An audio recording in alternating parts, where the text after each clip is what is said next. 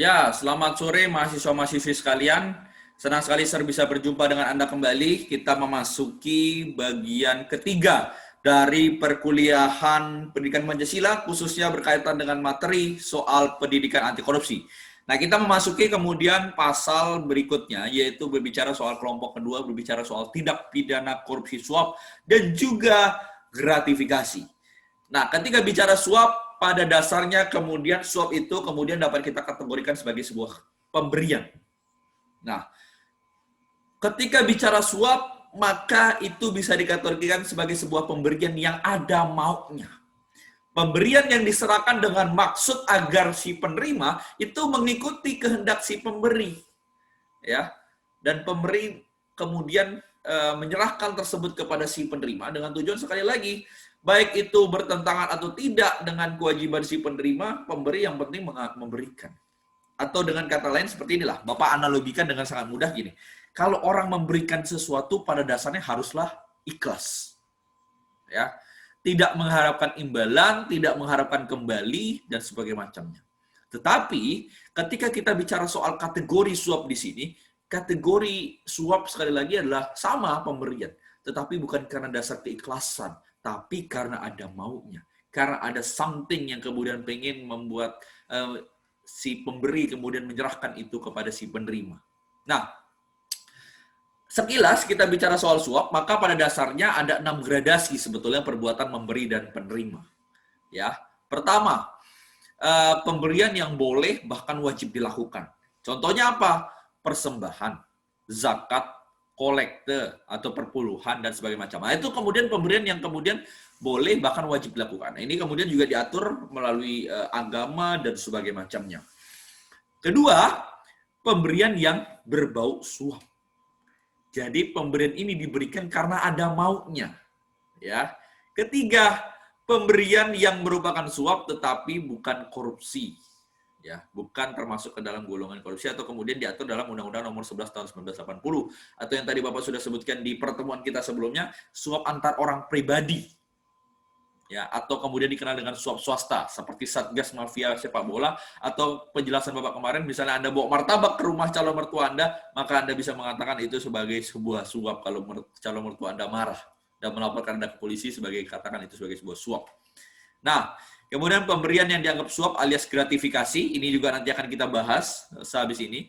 Pemberian yang termasuk kategori suap di dalam pasal 13 juga akan kita bahas. Dan satu lagi pemberian sebagai suap yang sesungguhnya.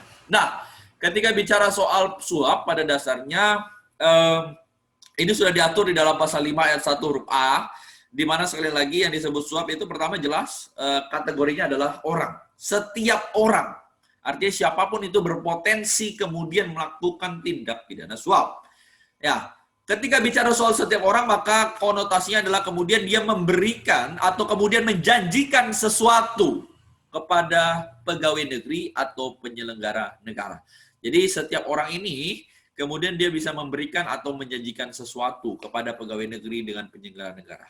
Nah, maksud pemberian ini, maksud janji ini tujuannya apa? Agar kemudian pegawai negeri atau penyelenggara negara tersebut berbuat atau tidak berbuat sesuatu di dalam jabatannya, yang kemudian sekali lagi perbuatan tersebut atau tidak disuruh untuk tidak melakukan sesuatu itu bertentangan dengan kewajibannya, bertentangan dengan jabatannya. Apa bedanya memberikan dan menjanjikan? Nah, ini Bapak tunjukkan kepada Anda. Ini pakai analogi saja dosen. Misalnya, Anda sebagai mahasiswa datang kepada Bapak. Saya contoh lagi Randy ya. Randy datang ke Bapak. Nah, ini untuk menjelaskan kepada Anda untuk supaya Anda bisa lebih memahami sebetulnya suap itu seperti apa. Seronal, ini ada uang 1 juta. Tolong saya dikasih nilai A ya, Sir. Seronal, saya ulangi, ada uang 1 juta. Tolong saya dikasih nilai A ya, Sir. Itu pernyataan yang pertama. Yang kedua, Seronal, tolong saya dikasih nilai A ya, Sir. Nanti kalau saya dapat A, Sir saya kasih 1 juta. Anda bisa lihat tentu bedanya. Ada yang mau menyampaikan pendapat? Coba boleh tulis di kolom komen. Ya, apa? Pernyataan yang pertama, Seronal, ini ada uang 1 juta, tolong saya dikasih nilai A ya, Sir. Ini disebut dengan memberi. dalam kategori atau konotasi dari suap. Sedangkan yang pernyataan kedua, tolong saya dikasih nilai A, kalau saya dapat A, sir saya kasih nilai 1 juta. Ini disebut dengan menjanjikan sesuatu. Jadi Anda bisa lihat bedanya ya, memberi dan juga kemudian menjanjikan sesuatu. Nah, ini kemudian yang diatur di dalam pasal 5 ayat 1 huruf A. Di mana kemudian pemberian atau janji tersebut kemudian itu diberikan kepada siapa? Kepada seorang pegawai negeri atau kemudian penyelenggara negara. Tujuannya apa? Maksudnya apa? Agar pegawai negeri atau penyelenggara negara kemudian ya melakukan atau tidak melakukan sesuatu di mana perbuatan atau tidak melakukan perbuatan tersebut bertentangan dengan kewajibannya. Istilahnya dia pasti sesuatu yang bertentangan, sesuatu yang kemudian tidak sesuai dengan wewenang yang ia punya di sini. Nah, itu kemudian yang dimaksud dengan suap di dalam pasal 5 ayat 1 huruf A. Ancaman pidananya apa? Ancaman pidananya penjara 1 sampai 5 tahun dan kemudian ada denda 50 juta serta 250 juta. Nah, kemudian kita bicara kemudian jurisprudensi yang berkaitan dengan 209 KUHP. Jadi ternyata terkait dengan ini sebetulnya keputusan dari Mahkamah Agung Belanda di 25 April 1916 sudah kemudian memperkirakan bahwa tersebut dengan adanya suap. Bahwa kemudian suap itu disamakan di sini seperti Anda lihat di nomor 2, yaitu adalah kemudian memberi hadiah. Ya. Nah, memberi hadiah di sini mempunyai arti bahwa menghadiahkan tersebut semata-mata karena kemurahan hati. Oke. Bapak atau saya ulangi bahwa ketika bicara konsep ini pada dasarnya kemudian di sini dituliskan bahwa kemudian ya semata-mata ini diberikan karena kemudian kemurahan hati. Ya. Nah, ini. Jadi sekali lagi yang mau Bapak tunjukkan kepada Anda bahwa kemudian Mahkamah Agung Belanda telah mengatur bahwa pada dasarnya kemudian ya orang kemudian dapat melakukan satu tindakan tersebut ya dapat dikategorikan sebagai suap apabila kemudian penyerahan itu tidak didasarkan atas kemurahan hati. Nah, ini kemudian menjadi sebuah titik sentral kita bersama, ya, supaya juga Anda menjadi paham dan tidak separuh-separuh memahaminya. Oh, definisi ikhlas itu seperti apa sih, Pak? Ikhlas ya seperti ini, ditunjukkan pada 25 April 1916, bahwa disebut sebagai sebuah kemurahan hati.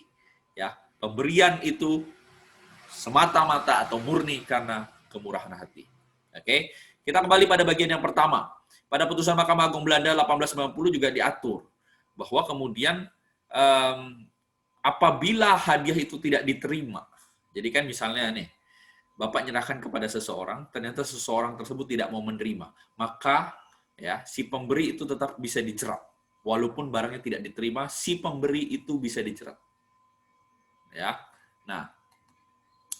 Ternyata kemudian ketika kita bicara ini pada dasarnya, pada prinsipnya kemudian ini kemudian persoalannya sekarang di dalam Undang-Undang Korupsi kita pasal 2315 itu betul adalah merupakan murni dari hasil pembentuk undang-undang. Sisanya sekali lagi ini adalah berdasar dari KUHP. Yang KUHP kita kalau Anda mau tahu ini adalah kemudian berasal dari Kode Penal Prancis ya. Yang kemudian Kode Penal Prancis itu juga berasal dari sebuah kitab Romawi. Jadi inilah kemudian yang ditunjukkan kepada Anda. Nah, ini maka selalu Bapak sampaikan, kalau Anda mau melakukan nyuap orang, pastikan si penerima itu mau menerimanya. Bapak ulangi, kalau Anda melakukan suap, pastikan si penerima mau menerima. Kenapa? Karena kalau kita mengacu pada putusan Mahkamah Agung Belanda 1890, tanpa hadiahnya diterima pun, misalnya si penerima menolak, Anda dijerat tetap. Si penerima lepas dari segala gugatan. Ya. Nah, kenapa ini terjadi? Karena kemudian terjadi perbedaan hukuman. Bagi pemberi, hukumannya tidak main-main. Hukumannya biasa saja, mungkin 1 sampai 5 tahun. Tetapi bagi si penerima, hukumannya adalah maksimal 20 tahun. Jadi lebih berat bagi si penerima. Dan banyak penerima kemudian menjadi mikir-mikir seperti ini. Nah, cuman persoalannya ini menjadi masalah. Karena ternyata di Indonesia, wah 100 juta kecil. Saya kalau mau terima 500 juta juga mampu. Ya. Atau ada pengusaha yang bilang, wah Pak, Apaan sih saya ditangkap Pak? Ini mah uang kecil Pak, saya kasih 1 juta. Saya kasih 1 triliun juga saya mampu Pak. Nah itu sering terjadi. Masalahnya sekali lagi Bapak sampaikan bukan masalah besar atau kecilnya. Ini persoalannya adalah kemudian besar atau kecilnya sama saja. Itu tetap disebut sebagai suap. Nah, ketika kita menganalogikan ini, ya, Bapak coba kasih analogi, coba Anda pikirkan. Kalau seandainya bos Anda menikah, kira-kira Anda akan kasih uang dalam jumlah yang kecil atau kasih uang dalam jumlah yang besar? Bapak tunggu. Jadi kalau Anda kasih bos Anda menikah, Anda kasih uang kecil atau besar? Dari sebagian kelas yang Bapak ampu, ya, yang sudah mendapatkan materi soal pendidikan anti korupsi, semuanya mengatakan, saya pasti kasih uang besar dong Pak. Nggak mungkin saya kasih uang kecil. Pertanyaannya Bapak ulang sekarang lagi. Oke, kalau Anda kemudian mendapatkan, Anda memberikan uang besar, pertanyaannya kemudian, kira-kira Anda tulis nama nggak di dalam amplop tersebut? Gimana? Rata-rata pun menjawab bahwa Anda akan menulis nama di dalam amplop tersebut jika Anda kasih uang dalam jumlah yang besar. Sementara kalau uang jumlah kecil, aduh Pak, gak usah lah Pak, saya dikasih tahu, malu saya. Ini sering kejadian. Nah, maka itu Bapak sampaikan, kalau nominalnya besar, pasti dia meninggalkan jejak, entah itu nama ataupun kartu nama. Kenapa? Agar orang tahu bahwa kita memberi dalam jumlah yang pantas. Agar misalnya si bos Anda tahu bahwa Anda menyumbang dalam nilai yang besar. Syukurnya, ini tidak menjadi sebuah kasus yang prioritas bagi penegak hukum kita. Kalau ini menjadi sebuah prioritas bagi penegak hukum kita, maka sudah dapat dipastikan berapa banyak orang Indonesia yang akan masuk ke dalam. Ingat ya, suap swasta ada, suap antar orang pribadi ada. Sehingga Bapak mesti sampaikan kepada Anda, ini juga bisa dicekat kalau kita mau fair sekali jujur. Kasih uang besar itu karena apa sih? Apa karena keikhlasan? Belum tentu.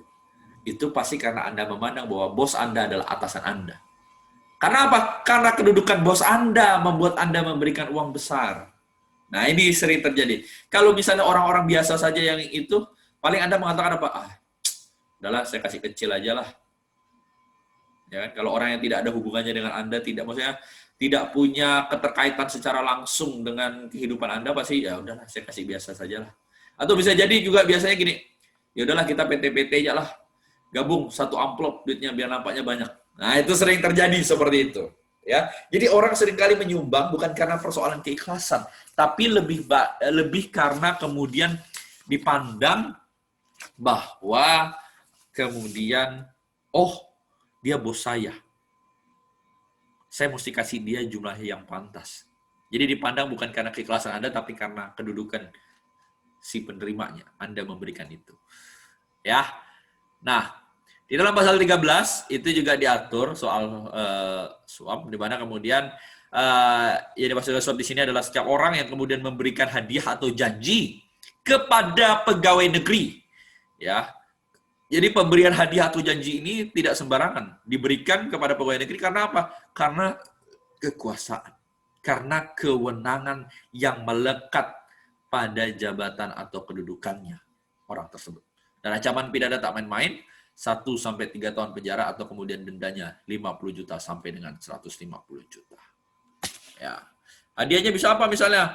Hadiah ulang tahun atau hadiah perkawinan. Bapak tanya sekarang, kalau seandainya Anda memberikan kepada pejabat nih, ulang tahunnya minggu depan, tapi Anda kasihnya hari ini, wajar nggak? Kalau Bapak sih mengatakan itu bukan sesuatu yang wajar. Ya kan? Kalau antar teman sih mungkin masuk akal saja. Tapi kalau diberikan kepada pegawai negeri atau pejabat kemudian, ya Anda bukan siapa-siapa, bukan keluarga, bukan apa, kemudian mengasihkan hadiah ulang tahun di awal, itu tentu menjadi sebuah pertanyaan kita bersama. Ya, contoh lagi nih, kasih satu contoh lagi deh. Kalau misalnya anak Anda naik kelas, terus Anda kasih ke guru, apakah Anda bisa katakan Anda karena kemudian memberikan itu karena kemudian anak Anda naik kelas? Apa kemudian karena gurunya itu baik hati mengizinkan Anda naik kelas? Tidak tentu kan? Ya. Pertanyaan sekarang dibalik. Kalau anak Anda tidak naik, apa gurunya dikasih hadiah?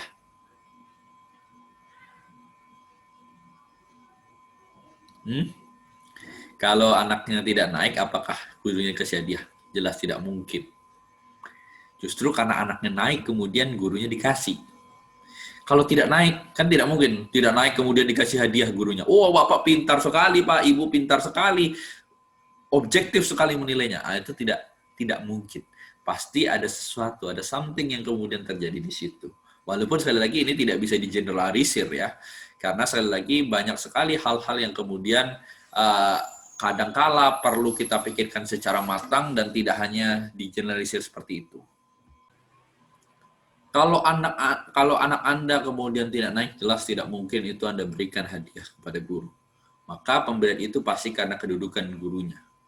Karena ada sesuatu yang kemudian dilakukan. Ya. Nah, ini contoh saja kemudian. Oke. Nah, Bapak mau tunjukkan kepada Anda dari fakta-fakta yang ada, kemudian ternyata sekarang makin muda orang, semakin muda usianya yang tersangkut korupsi. Nah, ini suatu fakta yang menarik sebetulnya. Nah, pada dasarnya ini menjadi titik sentral, apalagi ketika kita bicara soal latar belakang pendidikan, bahwa hingga tahun 2015, 86% pelaku tindak pidana korupsi KPK adalah kemudian lulusan perguruan tinggi. Ini jadi keprihatinan kita bersama dan perlu Bapak sampaikan, Anda kemudian merupakan salah satu bagian yang nanti akan menjadi sebuah lulusan perguruan tinggi. Bapak tidak tahu apakah Anda nanti ada yang jadi pejabat, ada yang jadi kepala desa, bupati, wali kota, gubernur, dan sebagainya macam, tapi harapannya adalah kemudian Anda bisa memahami terlebih dahulu, memahami secara lebih dini apa itu kemudian perilaku koruptif yang kemudian harus bisa Anda hindari. Ya. Nah, kemudian Bapak lanjut. Ada lagi satu buah cerita, ini merupakan bagian terakhir, bicara soal gratifikasi. Ketika bicara soal gratifikasi, saya nggak korupsi kok Pak. Saya nggak merugikan keuangan negara, tapi saya hanya terima yang namanya gratifikasi atau terima hadiah. Ini jadi sebuah titik sentral pernyataan kita bersama ya ketika bicara ini. Nah, gratifikasi sekali lagi adalah sebuah akar dari korupsi. Kenapa? Karena kemudian di dalam pasal 12B ayat 1, bahwa yang dimaksud dengan gratifikasi itu diberikan kepada penyelenggara, pegawai negeri atau penyelenggara negara, dan bisa dianggap sebagai sebuah pemberian suap. Dan sekali lagi gratifikasi itu diberikan apabila berhubungan dengan jabatan dan berlawanan dengan kewajiban dan tugasnya. Gratifikasi dalam arti luas itu sebagai sebuah pemberian, ya, tidak harus uang, bisa juga kemudian diskon, pinjaman tanpa bunga, tiket, fasilitas penginapan, pengobatan cuma-cuma, dan fasilitas lainnya, itu bisa kita katakan sebagai sebuah gratifikasi. Pertanyaan sekarang, kenapa gratifikasi tidak boleh? Dasar pemikirannya sangat sederhana. Pegawai negeri, pejabat publik, ya, itu sudah digaji oleh negara untuk melakukan pelayanan tersebut. Dan tidak sepantasnya pegawai negeri dan pejabat publik menerima pemberian atas pelayanan yang sudah mereka berikan. Artinya sekarang, ketika mereka sudah digaji negara, ya sudah mereka melakukan pelayanan yang karena berdasarkan sudah digaji negara. Anda tidak perlu memberikan yang lebih. Seseorang tidak berhak meminta atau mendapatkan sesuatu yang melebihi haknya. Ya, dia sudah melaksanakan tugas sesuai tugas tanggung jawab dan kewajibannya, ya sudah. Anda tidak perlu memberikan ya suatu pemberian atas pelayanan yang mereka berikan. Tapi sayangnya begini, orang Indonesia itu sukanya begini. Kalau sudah selesai bikin sesuatu nanti ditanya, Pak, ada biayanya nggak Pak? Dan sebagainya macamnya. Anda membuka celah-celah itu terkadang. Maka selalu Bapak sampaikan, kalau Anda ingin melakukan sesuatu, ya, Anda pandang saja. Apakah di dalam instansi tersebut ada kasirnya? Kalau Anda ada kasir, berarti itu adalah sebuah pungutan yang resmi. Maka Bapak sampaikan, ini mesti menjadi perhatian kita bersama. Agar kemudian untuk tidak lagi melegalkan dan menjalankan perilaku-perilaku koruptif seperti ini. Orang Indonesia suka seperti itu. Bahasa basinya terlalu keren, biasa aja. Nah, itu mungkin dari Bapak. Jika masih ada pertanyaan, silahkan untuk disampaikan melalui kolom komentar juga bisa, atau melalui diskusi kita nanti. Yang jelas mudah-mudahan ini bisa menggugah Anda, jelas Bapak juga sampaikan di awal tidak mungkin 30 jenis semua kita bahas, tetapi pada bagian-bagian penting ini Bapak harapkan kemudian Anda dapat memahami sedikit demi sedikit tentang namanya perilaku tindak pidana korupsi. Ya, itu dari Bapak semuanya. Terima kasih atas perhatiannya. Sekian video dari Bapak. Tuhan memberkati.